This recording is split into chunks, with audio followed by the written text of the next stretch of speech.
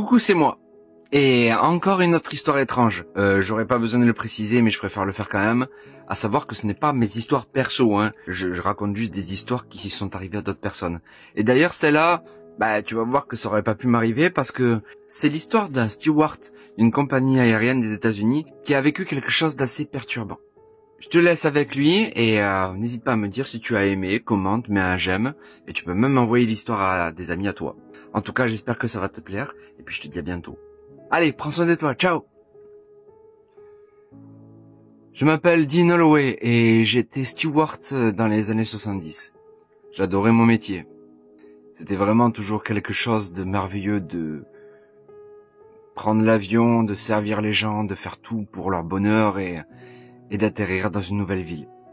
Le 29 décembre 1972, je devais monter dans un avion de la compagnie Eastern Airlines, mais j'étais trop malade, donc j'ai pas pu embarquer. On m'a trouvé un remplaçant et à l'époque, quand on bossait pas, on n'était pas payé, donc j'avais perdu pas mal de sous. Mais finalement, quand j'ai appris ce qui s'était passé, j'ai pas vraiment regretté. Le Lockheed L-1011.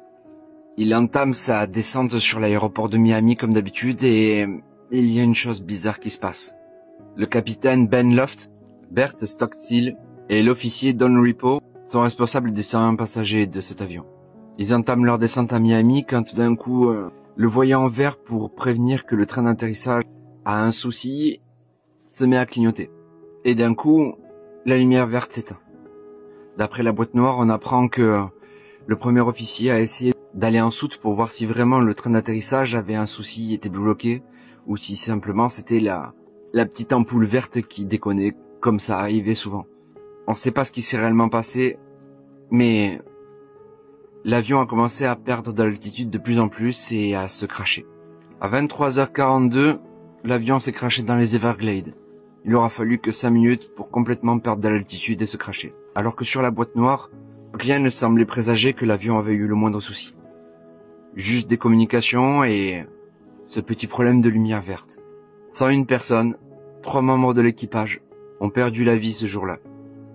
C'est un accident comme il y en a souvent, rien de mystérieux. La seule chose, c'est que j'ai été vraiment chanceuse de ne pas faire partie de ce vol. Après m'être remis et après avoir appris ce drame, j'ai été affecté à d'autres vols de l'Eastern Airlines. Je pouvais pas dire que j'étais serein parce que cet accident me restait en tête tout le temps. Et il s'est passé des choses vraiment étranges par la suite. 2 semaines après, sur un vol aussi en direction de Miami, j'étais en train de servir des clients quand tout à coup j'ai vu passer derrière moi un homme en tenue de capitaine. J'ai essayé de lui parler et il s'est pas retourné. Il est passé à côté d'une hôtesse de l'air qui est devenue complètement blême. Je me suis approché d'elle et je lui ai dit « Qu'est-ce qui se passe ?»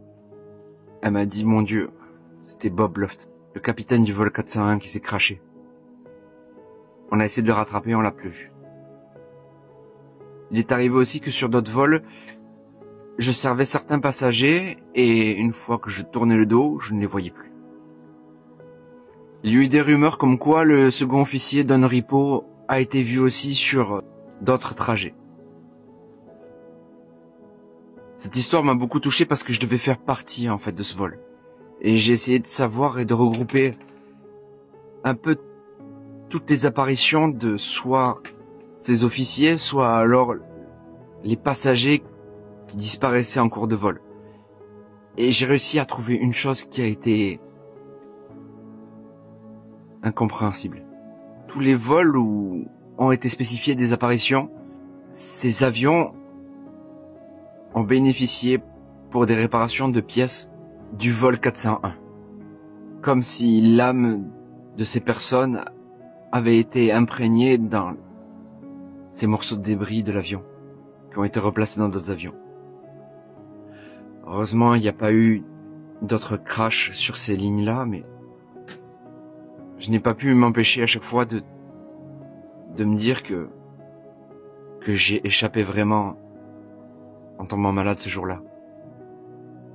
Quelqu'un de la compagnie a appris que j'essayais de centraliser un peu toutes ces infos et puis j'ai reçu un énorme chèque pour pouvoir quitter la compagnie et de ne plus en parler.